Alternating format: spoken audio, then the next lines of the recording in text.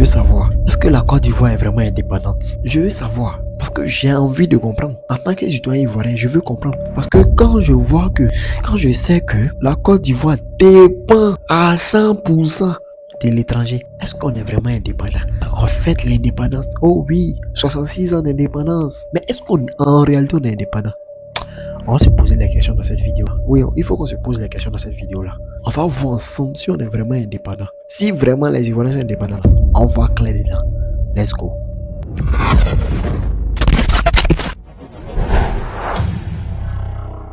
Shalom bien-aimé, ici Dr Paradou. Aujourd'hui, on va parler un peu de la Côte d'Ivoire. On va se poser la question de savoir, est-ce que la Côte d'Ivoire est vraiment indépendante? À ce que je sache, la Côte d'Ivoire dépend du marché international. Pour ne pas dire des marchés internationaux. La Côte d'Ivoire produit 40% du cacao mondial. Mais c'est les marchés internationaux là qui fixent le prix. On est indépendant. Donc, si le prix mondial, ils ont fixé, ils ont diminué, en Côte d'Ivoire, ça diminue. Pourtant, on a une force mondiale. On est indépendant. En Côte d'Ivoire, les entreprises étrangères ont un fort pouvoir dans plusieurs secteurs clés, comme les télécommunications, les infrastructures, l'énergie ou les services financiers. Mais quand c'est exagéré comme ça là, c'est logique que ça bon, c'est pas bon. C'est pas bon. C'est vrai, on parle de mondialisation. Il faut qu'on soit interconnecté entre États. Mais quand les étrangers prennent une grande partie des secteurs stratégiques d'un pays, et puis on dit on est indépendant où? La Côte d'Ivoire a une forte dépendance technologique. C'est-à-dire en matière de technologie là, on dépend de l'extérieur. La plupart des technologies utilisées aujourd'hui en Côte d'Ivoire sont développées à l'étranger. On est indépendant comme ça. Si encore on parle de la dépendance alimentaire, là c'est grave. Même si la Côte d'Ivoire est une grande puissance agricole là, elle importe une majeure partie de son alimentation et de certains produits essentiels tels que le riz. Le riz, même le poulet, la Côte d'Ivoire importe. Ouais, on est indépendant. Pourtant tout ça là, on peut créer ça localement, non? On pourra faire ça, on pourra, mais c'est possible de le faire localement. C'est possible, mais ce serait possible si l'État me soutient, non? Aujourd'hui, on nous demande d'aller se faire déclarer lorsqu'on veut utiliser l'eau de forage en Côte d'Ivoire. Tu fais une activité, tu as un poulailler, tu veux creuser afin de faire un forage. On dit, va te déclarer aux eaux et forêts. Dépendance. Tout ça là, comment ça peut encourager les Ivoiriens à investir dans l'agriculture? Voilà le domaine du spectacle. On dit maintenant là, pour organiser un spectacle en Côte d'Ivoire, il faut avoir 10 millions sur son compte bancaire. C'est-à-dire tu dois déclarer 10 plaques. Et on est indépendant comme ça. On a aussi une forte influence des institutions financières internationales comme le FMI, Fonds monétaire international. On dépend d'eux. À chaque fois on fait comme ça, FMI. Mais FMI, on veut 100 000, on veut 200 000, on veut 300 000, on veut 400 000, on veut. On est indépendant, tcha boni. Aujourd'hui en Côte d'Ivoire, les entreprises françaises sont incorporées dans le domaine de l'énergie, de l'électricité. La CIE exploite le réseau de distribution d'électricité ivoirien dans le cadre d'une concession. Mais son principal actionnaire est Iranov, un groupe privé international. Donc ça veut dire que lorsque tu allumes une ampoule à Abidjan, la distribution de cette électricité est assurée par une société exploitée dans le cadre d'un groupe dont le contrôle n'est pas exclusivement ivoirien. Ça encore, on est indépendant. Tcha boni. Ah là c'est grave. Dans le domaine de l'eau potable, la SODECI, la société de distribution d'eau en Côte d'Ivoire, est également exploitée dans le cadre d'une concession par le groupe Iranov, même entreprise, un groupe international privé. Notre eau encore, on est indépendant. Indépendant, tcha-tcha, boni, boni. Donc ça veut dire que le service d'eau potable de millions d'Ivoiriens est géré par une entreprise liée à un groupe international. Et puis ça, on est indépendant. Ok.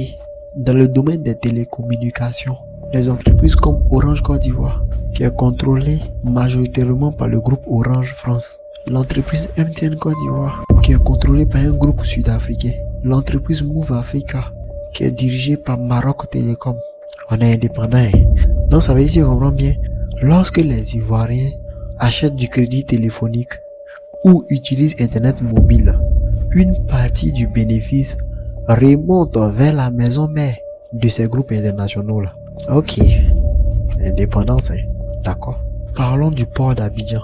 Le port d'Abidjan est un actif public ivoirien, mais certains terminaux sont exploités par des opérateurs internationaux. Le port d'Abidjan est géré par Africa Global Logistics, entreprise internationale. Donc si on comprend bien, une partie importante de la logistique portuaire repose sur des entreprises internationales. Et on ne peut pas créer nous nos propres entreprises pour gérer ça. On est indépendant. Hein? Ok, le cacao. La Côte d'Ivoire est le premier producteur mondial. Pourtant, les principaux transformateurs et négociants sont notamment Barry Callebaut, Cargill et puis Olam, 3 entreprises étrangères. Donc si je comprends bien, le cacao est produit en Côte d'Ivoire, mais une grande partie de la valeur ajoutée est créée lors de la transformation et de la fabrication du chocolat à l'étranger. Ok, dans le domaine des banques, parmi les principales banques du pays, on a Société Générale de Côte d'Ivoire, banque étrangère. Ecobank Côte d'Ivoire, banque étrangère. NCA Bank Côte d'Ivoire, banque étrangère. Coris Banque Internationale Côte d'Ivoire, banque étrangère. Donc concrètement, une partie du secteur bancaire est contrôlée par des groupes régionaux ou internationaux, tandis que d'autres banques sont ivoiriennes, telles que la BNI, la Banque Atlantique, si je ne me trompe pas, ça c'est des banques ivoiriennes. Mais les gros poissons sont des banques étrangères. On est indépendant, on continue. Dans le domaine du pétrole et du gaz, des groupes internationaux participent à l'exploitation et à la production du gaz et du pétrole. Telles que l'entreprise Eni, telles que Total Energy, c'est des entreprises étrangères qui sont incorporées dans notre pétrole, dans notre gaz. Ok. Les grands projets pétroliers ivoiriens reposent sur des partenariats avec des entreprises disposant des capitaux et des technologies plus puissantes. Un domaine technologie même, ça va pas. On est obligé de demander l'aide. Ah ouais, on continue. Dans le domaine des infrastructures, le métro d'Abidjan qui est en construction est développé avec un fort partenariat international. Parmi les entreprises, on a Bouygues, travaux publics, Alstom. Donc tu comprends bien, le financement, la construction, une partie des technologies du métro repose en grande partie sur des partenaires étrangers. Ouais, on est indépendant. Encore, on a les institutions financières internationales. 2 acteurs jouent un rôle majeur. Ces acteurs-là sont le Fonds monétaire international et la Banque mondiale. Ces institutions-là financent des projets et des programmes de réforme.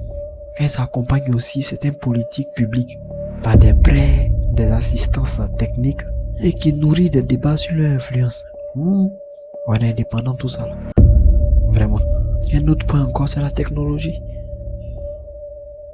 Les outils numériques les plus utilisés en Côte d'Ivoire proviennent des grandes entreprises étrangères. Par exemple, Apple, Google, Microsoft, Meta, qui est Facebook.